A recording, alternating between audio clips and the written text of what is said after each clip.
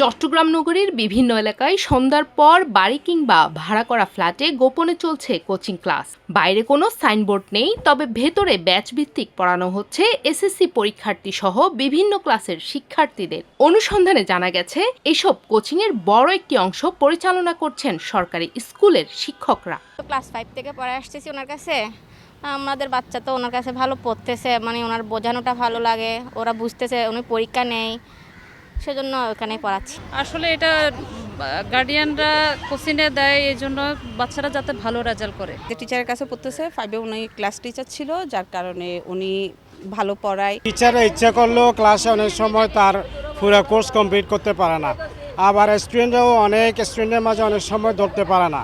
সুতরাং ক্লাস টিচারের কাছে পড়লে ভালো। নিয়ম অনুযায়ী নিজ প্রতিষ্ঠানের শিক্ষার্থীদের আলাদা করে কোচিং করানো সম্পূর্ণ নিষিদ্ধ। তবুও স্পেশাল সাজেশন কমন আসবে এই আশায় স্কুল শিক্ষকের কোচিংয়ের দিকেই ঝুঁকছেন শিক্ষার্থীরা। ক্লাস টিচার হন এবং উনি অত্যন্ত একজন ভালো মানুষ এবং উনি আমাদের কোচিং করান। ষষ্ঠ শ্রেণীর ডিশাকার মধ্যে আমাদেরকে ক্লাস করান।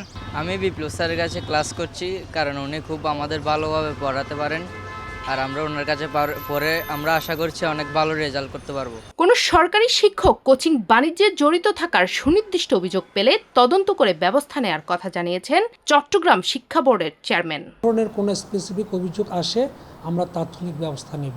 আমাদের নজরে আসা মাত্রই কিন্তু আমরা সেই শিক্ষকের বিরুদ্ধে আমাদের ব্যবস্থা আপনারা দৃশ্যমান দেখতে পাবেন। এ ধরনের কোচিং নির্ভরতা শিক্ষার্থীদের মধ্যে বৈষম্য তৈরি করছে। যারা কোচিং করতে পারছে না তারা পিছিয়ে পড়ছে, দাবি অনেক অভিভাবকের। চট্টগ্রামে কোচিং বাণিজ্যের অভিযোগের তীর এবার সরকারি শিক্ষকদের দিকেই। কার্যকর নজরদারি আর কঠোর ব্যবস্থা না নিলে এই অনিয়মই হয়ে উঠতে পারে একসময় নিয়ম।